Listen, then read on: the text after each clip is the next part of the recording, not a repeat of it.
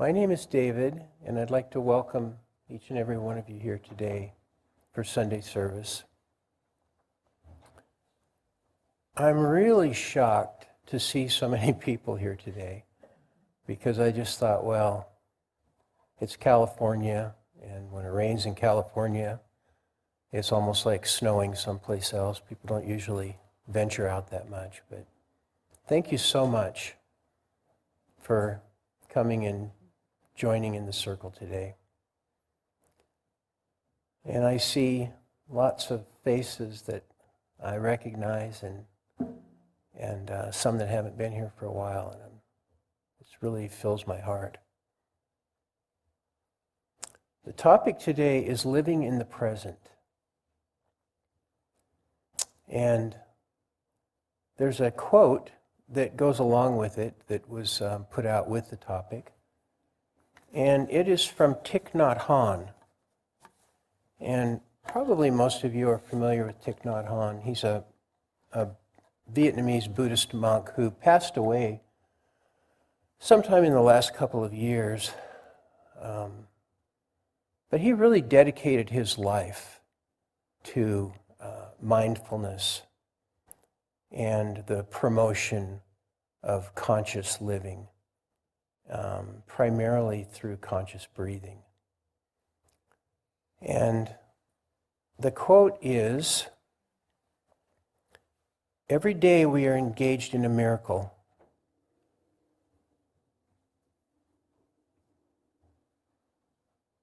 A blue sky, white clouds, green leaves, the curious eyes of a child, our own two eyes, all is a miracle."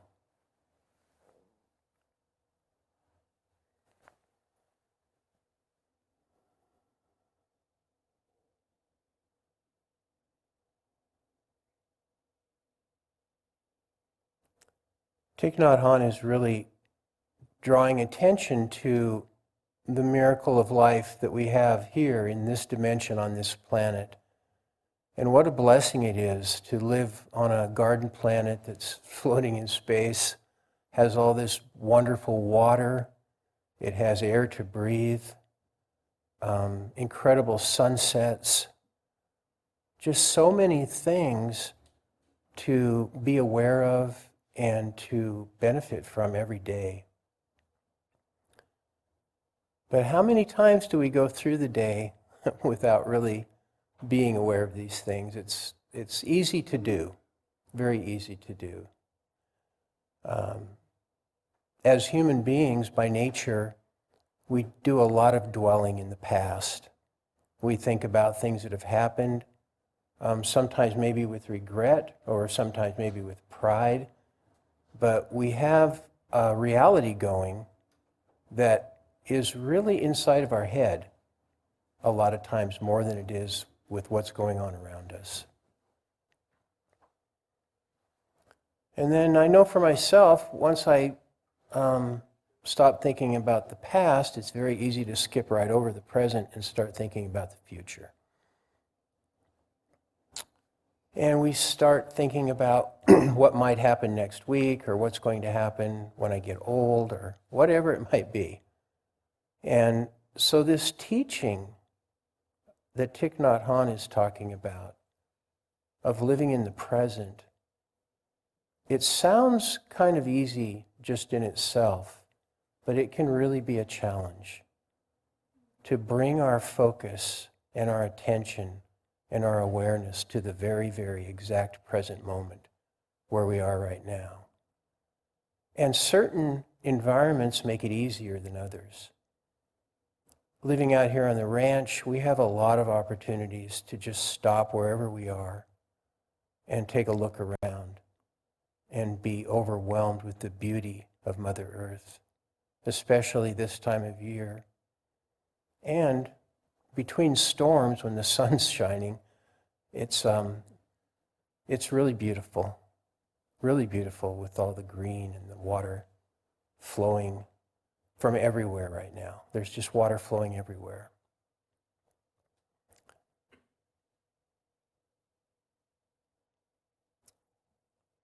So thinking about living in the present or being in the present, we can benefit greatly from these natural beauties that we have. But we don't have to be living on a ranch or be living even in the country to enjoy the benefits of living in the present.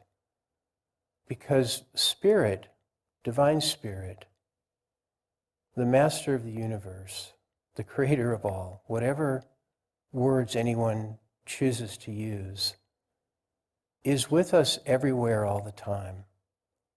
And if we find ourselves working in an office, in a city, well, that presence and that consciousness is always with us. And we can go into the refuge of our own inner space to make contact with that energy. And we hear that. We hear that instruction to, well, just go to the sanctuary within and just be present. But again, it's not always easy. The first thing is to remember, do I want to be present? Am I ready to be present? And then the tools that specifically the Buddhists really offer, and Thich Nhat Hanh talked about a lot, is the tool of conscious breathing, mindfulness. And he used to say in many of his writings and many of his lectures, he would talk about that even though our minds and our bodies are supposedly occupying the same space, many times they're not connected. That our minds can be far away from wherever our bodies are. And he said, if we want to bring our mind and our body together, we can do it with conscious breath. Just by putting our attention on the inhalation and just breathing in and even saying in as we're breathing in and out as we're breathing out. Saying those words to ourselves internally, creates conscious breath. And he said within just a few seconds, your mind and your body are reunited and you are present. And this is the miracle of conscious breathing. We're equipped from the time of birth to be able to stay connected. We have to breathe, and it seems like we have to think, because we're always thinking and we're always breathing. And when we can connect our thinking and our breathing together and make it a conscious act, it connects us up inside. It gives us the ability to appreciate the beauty that's around us. If we're not connected inside in that way, it's very easy to feel like we're disconnected to the outer world. And that seems to be one of the biggest plights of being in a human body, is this feeling that somehow we're not connected to the universe, that we're not connected to the world around us, that we're not connected to God, and that we're not connected to each other. But when we unite our mind and our body together, we create a space where connection happens. It's a very simple teaching. And Thich Nhat Hanh spent his entire life talking about it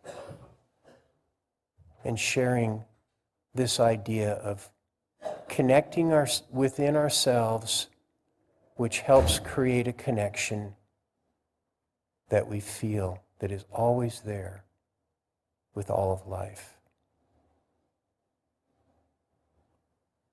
When we feel this, our hearts open up. It becomes much more of a real visceral experience when our heart centers begin to open up, when we connect inside. Until that happens, it can just be a mental idea of connection. But when your heart opens up and you feel that connection within, and then you start to feel that connection with all of life, this is truly deep insight and the beginning of soul awakening, which we are all destined to experience.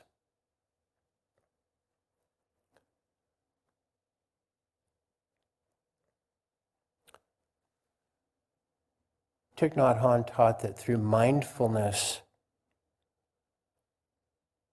and the continued practice of mindfulness, of being in the moment, being present and not allowing ourselves to wander into the past or into the future, it starts to heighten our ability to concentrate.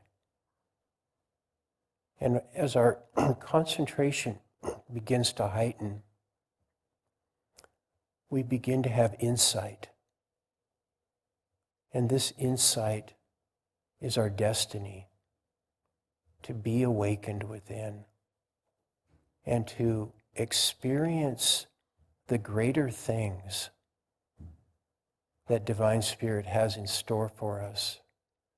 Things that go beyond just our personalities, that go beyond just our habits, but things that connect to our eternal spirit, which we all have within.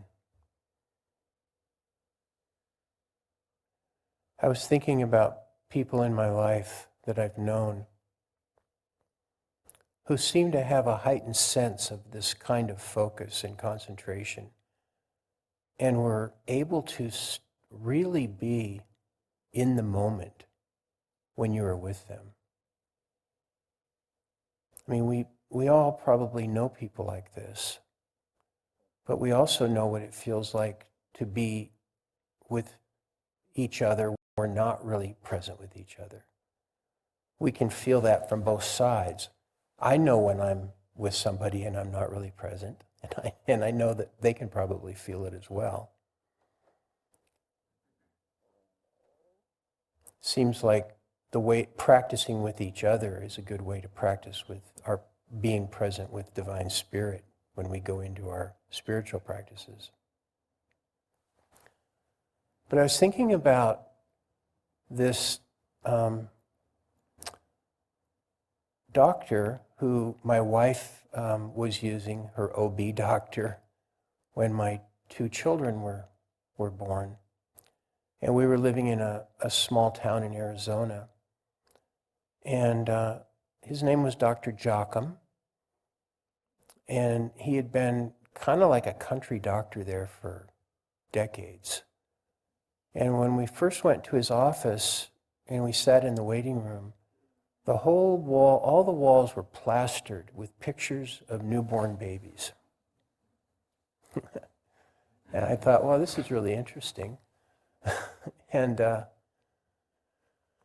then when we went in to see Dr. Jocham, there were still, the waiting room was full all the time. And there were quite a number of women waiting to see him. But when he talked with Laura and I, it was like there was nobody else in the world. And I was actually starting to feel anxious, like, hey, you got all these other people who need to see you. And that's my inability to be in the present moment. But it didn't affect him. He was really, really focused, completely, just on us. And we were the most important thing in the world to him at that point. And you could really feel it. I don't know if this man had a spiritual practice or if he just developed this ability over his lifetime naturally, or whatever it was, but it was profound. And then, both of our children were born in the middle of the night, but right after the birth, he goes out of the room and he comes back in with a camera, and he's he's got us posing for pictures with the brand new babies. And I just thought, this is a guy who really is into what he's doing.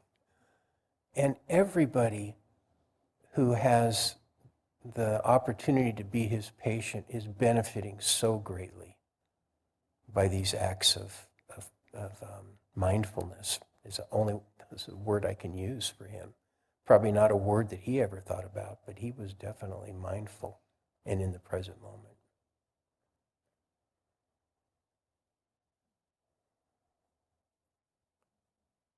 This is something that each one of us can give as a gift to each other. And we can help each other by listening closely to what one another have to say and being fully present with each other.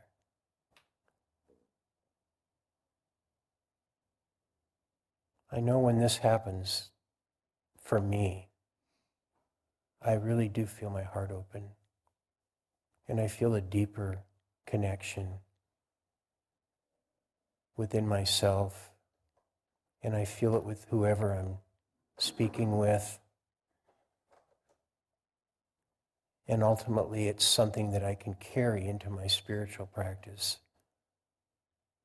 And it can be a stepping stone into a deeper relationship with Divine Spirit.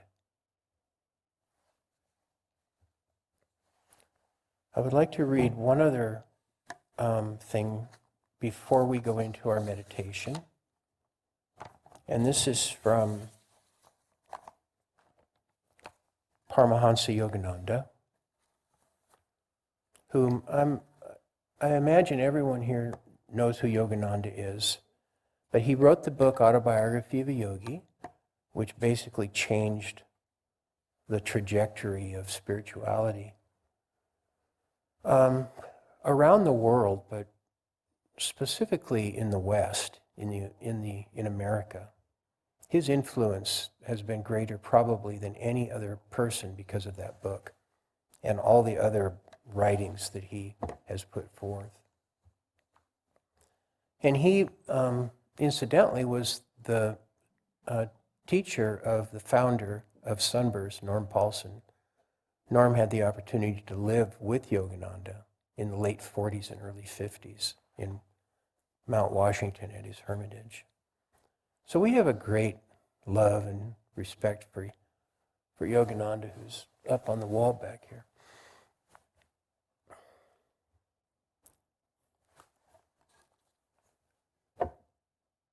The impersonal God cannot be described or even understood with the intellect. The only way you can know the absolute is to be one with Spirit. It is only the personal God that you can think of. I would ask any human being if he can convey what God is like without employing any personal concept. When you think of God's love, you think of the human love you have felt in your heart, and you picture God's love as greater than that, because goodness, love, and wisdom have been embodied in persons you know, or more perfectly so in the lives of saints. You are therefore able to conceive these as qualities of God, and to say that He is kind and good and beautiful, that He is wise and loving. Do you see how tangible He is? But without a personal example of God's divine qualities, we could not conceive of Him at all. So long as we are all identified with our own body consciousness, God will be more real to us in the personal aspect than in the impersonal. So it is easier to strive first to realize Him as the personal God. In fact, we should approach Him through the visible, because that is more tangible to us. For this reason are great ones such as Jesus sent on earth. Though one with God, they have a body of bones and flesh. In this way, God takes a body at will to guide and inspire his children. But he cannot be confined to any one body, because that would mean he is born and he dies. He would be limited, not limitless. He would not be God.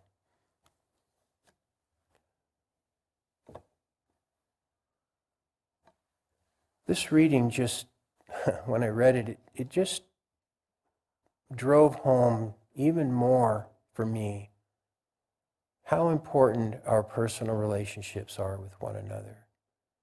Because it is our personal relationships that we have and the association that we choose to have with one another, with other folks, that helps shape our image of the divine and helps set us on this positive path of seeking a personal God. Yogananda is saying, and the impersonal God cannot be described or even understood with the intellect. But what we have seen in the examples of people like Yogananda and Norm and many, many saints and sages down through the ages, that we can know God completely, have an experience that is beyond the intellect, that goes beyond the mind, and touches divine spirit through that consciousness that created us and sustains us and inspires us every day of our lives.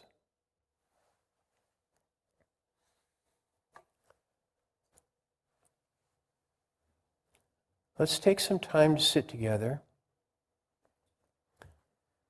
And maybe to start with today, we could think about this teaching that Thich Nhat Hanh was incorporating, where as we begin to go into our meditation, we have the desire to unite our minds and our bodies, and to use his language to come home within ourselves. And we can just, as we begin to breathe, going into our meditation, we don't have to alter the way that we breathe. We don't have to breathe any deeper. We don't want to hold our breath. We just want to watch the natural inhalation and exhalation and be aware of it and know that through conscious breath, we are making a connection deep within ourselves to the truest part of who we are.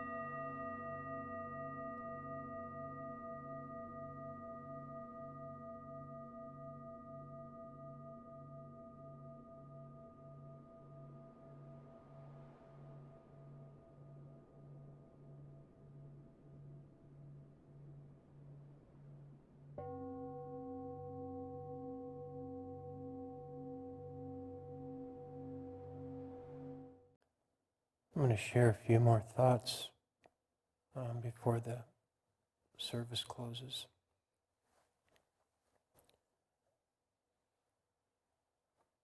Sometimes when I read a quote from Yogananda, I'm always inspired. Always inspired, not just sometimes. But sometimes I'm really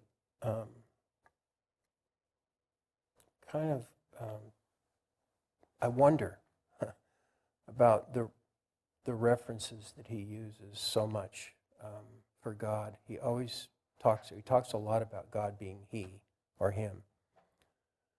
And I know that Yogananda came from India and he was raised a Hindu, so Mother Divine played a very big part in Yogananda's life from an early age, and continued to if you read more of his talks or listen to them.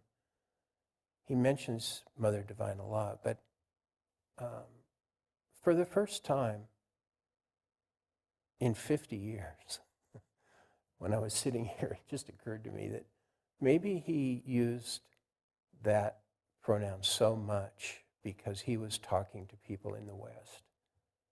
And he knew that the audience in the West that he was talking to back in the 20s, 30s, and 40s were not really going to be ready to think about the idea of God as a Mother Divine. When he came here, he recognized that primarily the people in the West were Christians. And he never made an attempt to convert anybody to become a Hindu.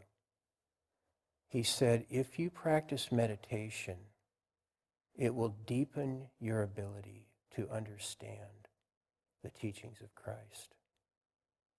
Meditation is something that anybody, in any, whatever they may be affiliated with, is something that they can incorporate into their lives, and it will enhance their insights and their understandings.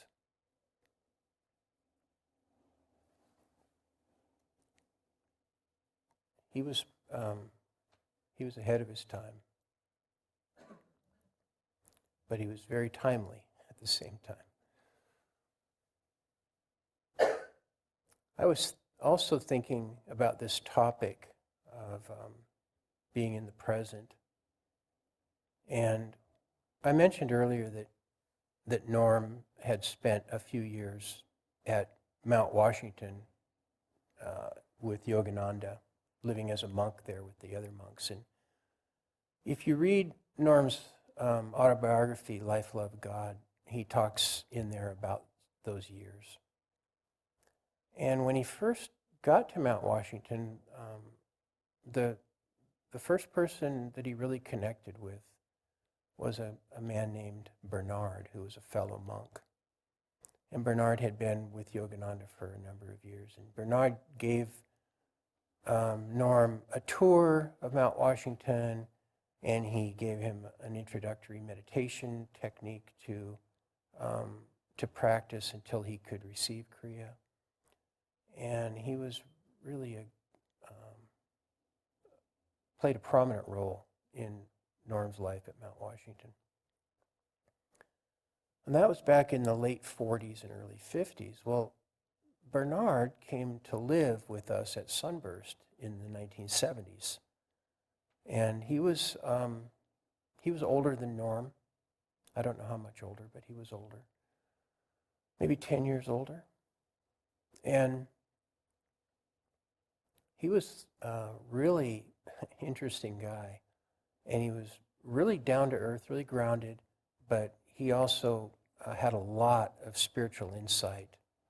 And just from living around Yogananda and being at SRF for so long. And one of the things that I remember him saying was that watching television is an exercise in unconsciousness.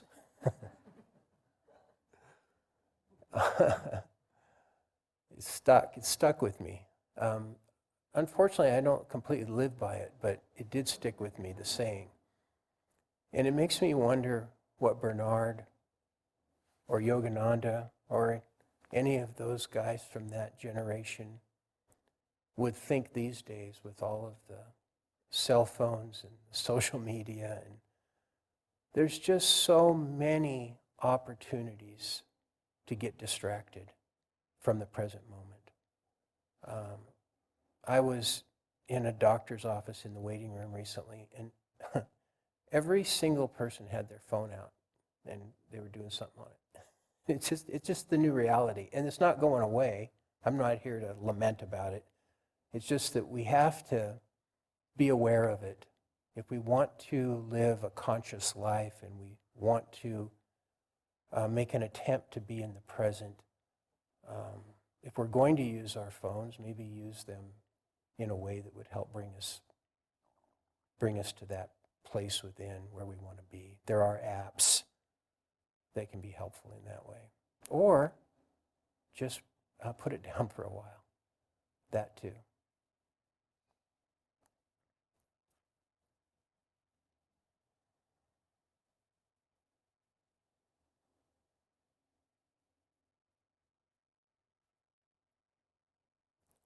You are all welcome to join me in a closing prayer.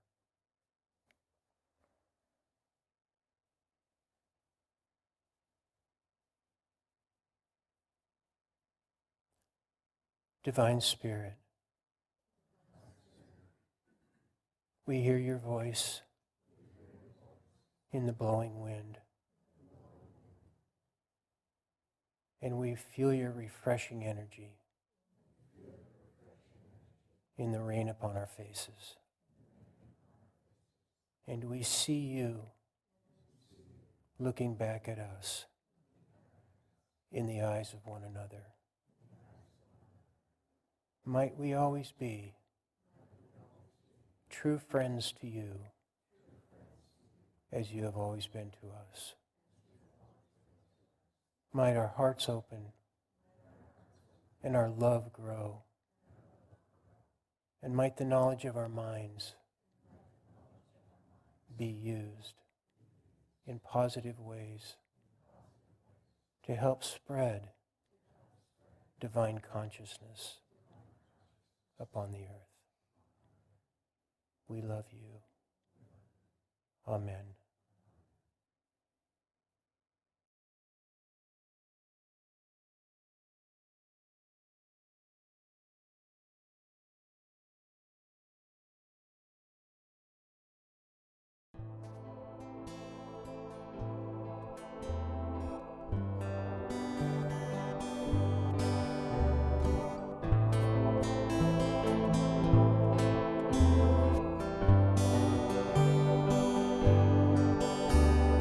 Oh, my Lord, I feel you everywhere. Take my life, I put it in your care. Oh, my Lord, I feel you everywhere.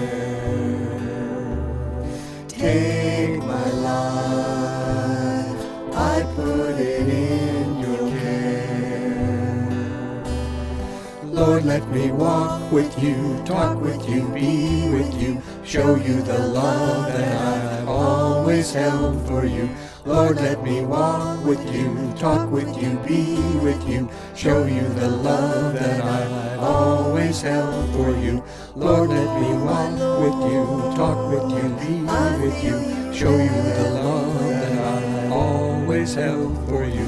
Lord, let me walk with you, talk with you, be with you, show you the love that I've always held for you. Lord, let me walk with you, talk with you, be I with feel you, you show you the love that I've everywhere. always held for you. Lord, let me Take my walk with you, talk with you, be I with put you, it show you in the your love that care. I've always held for you. Lord, let me Oh, my walk with you, talk with you, Lord, be I with feel you, you show you the love that I've everywhere. always held for you.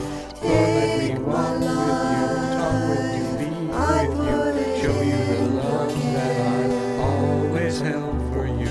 Lord, let me walk with you, talk with you, be with you, show you the love that I always held for you. Lord, let me walk with you, talk with you, be with you, show you the love that I always held for you.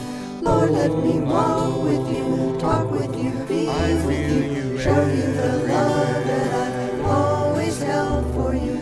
Lord, let me walk with you, talk with you, be with you, show you the love that I've always held for you. Lord, let me walk with you, talk with you, be with you, show you the love that I always held for you. Lord, let me walk with you, talk with you, be with you, show you the love that I always held for you. Lord, let me walk with you, talk with you, be with you, show you the love that I always held for you. Lord, let me walk with you, talk with you, be with you, show you the love that I always held for you. Lord, let me walk with you, talk with you, be I with feel you, you show you the love that I've always held for you. Lord, let me walk with you, talk with you, be with you, show you the love that I've always held for you. Oh, my Lord, I feel you everywhere. Take my life, I put